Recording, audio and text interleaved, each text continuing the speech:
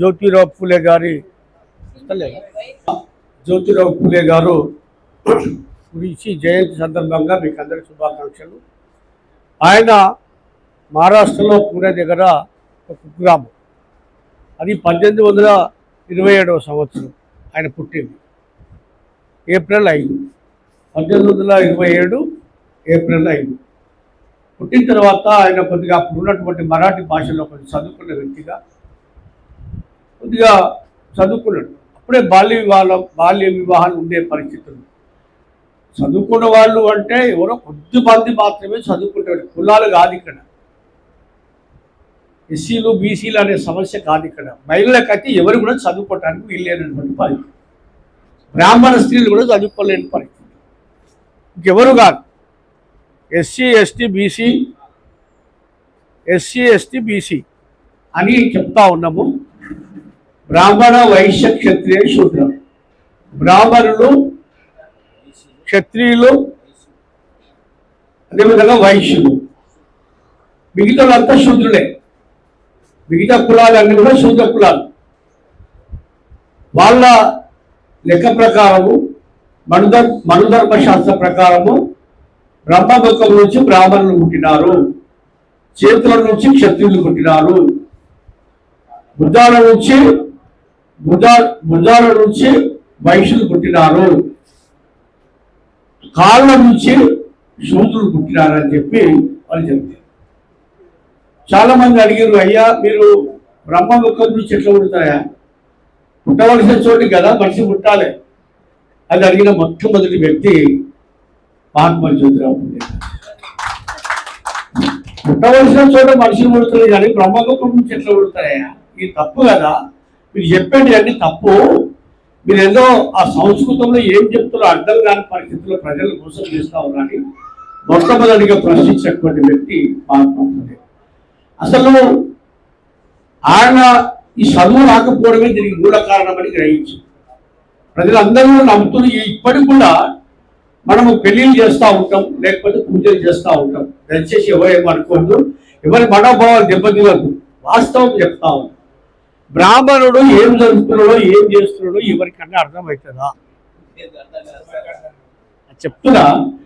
అయినా మన నమ్మకాన్ని మన విశ్వాసం ప్రకారం మనం పిలుచుకుంటున్నాం, చేసుకుంటున్నాం. ఏం అర్థం కాకుంటే కూడా గొర్రెల్లాగా తల వంచుకొని వింటున్నాం, ఖర్చులు పెడుతున్నాం, కాలు పొత్తున్నాం. వ్యవస్థ అట్లా ఉంది. బ్రాహ్మణ వ్యవస్థ ఆ విధంగా వేలుకపోయినటువంటి వ్యవస్థ. ఈ వ్యవస్థలో నుంచి వాస్తవాన్ని గ్రహించమని చెప్పినటువంటి వాడు మహాత్మా పూలే.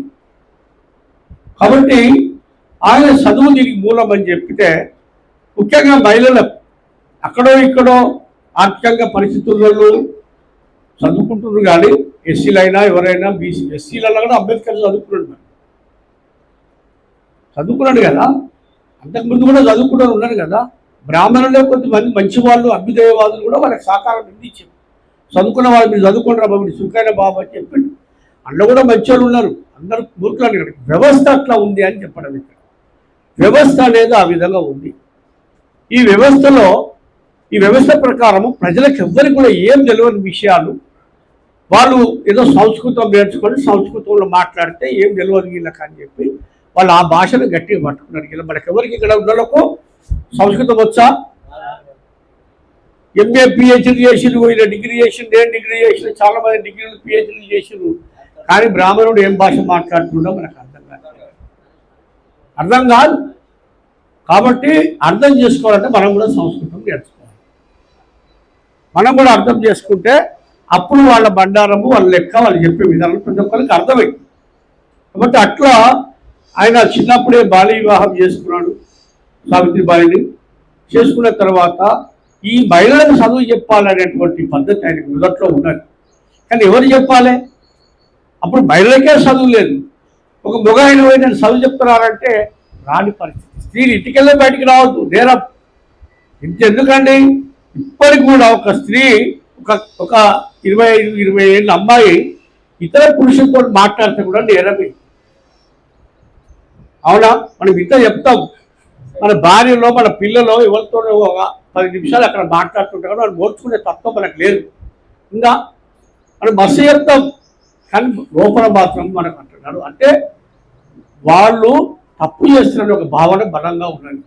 అదే మగపిల్లవాడు ఉన్నాడు అనుకో, అని ఎవరన్నారు, ఎవరితో మాట్లాడినా ఏమనరు, ఎక్కడ తిరిగి వచ్చినవరా అని అంటారు తప్ప ఎవరితో మాట్లాడడం ఫ్రెండ్స్తో పోయినట్టు. మరి ఈమె ఫ్రెండ్స్తో పోతే తప్పే.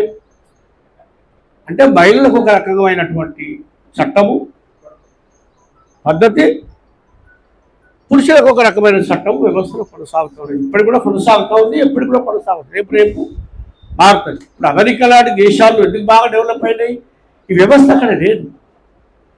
వాళ్ళు ఇష్టం వచ్చినట్టు పెళ్లి చేసుకుంటారు, నాన్న పెళ్లి చేసుకుంటున్నా అంటే సరే వీలైతే వస్తాడు, లేకపోతే మీరు చేసుకోరా అంటాడు, పోతాడు, 5 మందిని తీసుకుపోతాడు, 2-3 తీసుకుపోతాడు, పెళ్లి చేసుకుంటారు, హోటల్లో తింటారు, నమస్తే అంటారు, వెళ్ళిపోతారు. వాళ్ళు మంచిగా బాగా డెవలప్ అయినారు. మనం ఇన్ని రకాల ముహూర్తాలు చూసి, ఇన్ని రకాల పత్రికలు రాసుకొని లక్షల రూపాయలు ఖర్చు పెట్టి పెళ్లి చేస్తే తెల్లారేపడాకమైన పరిస్థితి కూడా కనబడుతూ ఉంది కదా. రాముడికి ముహూర్తం పెట్టినారు ఎవరు? వశిష్ఠుడు, విశ్వామిత్రుడు, ఇట్లాంటి వ్యక్తులు ముహూర్తం పెట్టిండు. ఏమైంది వాళ్ళ పెళ్లి? వనవాసము, అజ్ఞాతవాసము, నిప్పులడుగుడు, ఆడ ఎత్తుకుపోయి అడవిలో పెట్టుకునే ఇదంతా ఆగం చేశారు. వాళ్ళ పరీక్ష. కాబట్టి అది మాత్రమే కాదు, 2 హృదయాలు పవిత్రంగా పనిచేసినప్పుడే ఒక ఆడ ఒక మగ భార్య భర్తలుగా మారినప్పుడు ఆ 2 హృదయాలు పవిత్రంగా అంకితమైనప్పుడే సంసారం కొనసాగుతుంది తప్ప ముహూర్తాల వల్లనో లేకపోతే బ్రాహ్మణుని మంత్రాల వల్లనో కట్టుబడి జరగదనేది ఆయన భావం.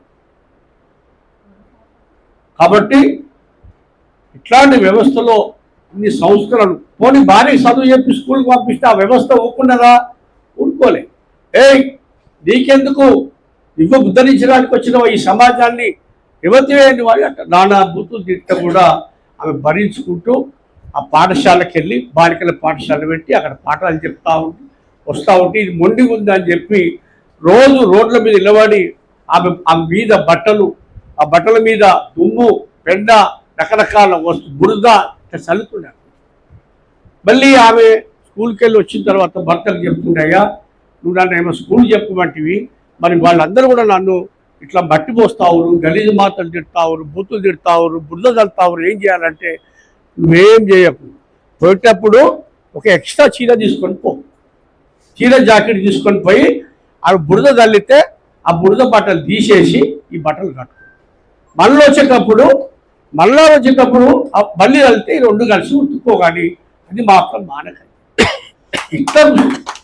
ఇట్లా కూడా మానలేదని చెప్పి వాళ్ళు కుల బహిష్కరణ చేసాం, ఊరి బహిష్కరణ చేసాం.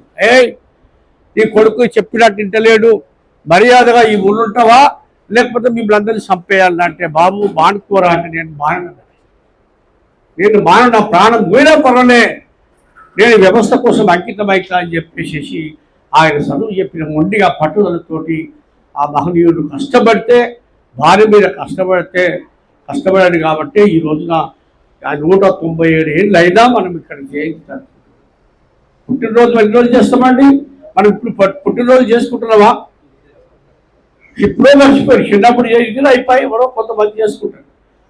కానీ ఆయన 200 సంవత్సరాలు అయినా కానీ ఆయన గుర్తుపెట్టుకున్నట్టే ఆయన యొక్క త్యాగం ఎక్కుందో మనం అర్థం చేసుకోవాలని చెప్పి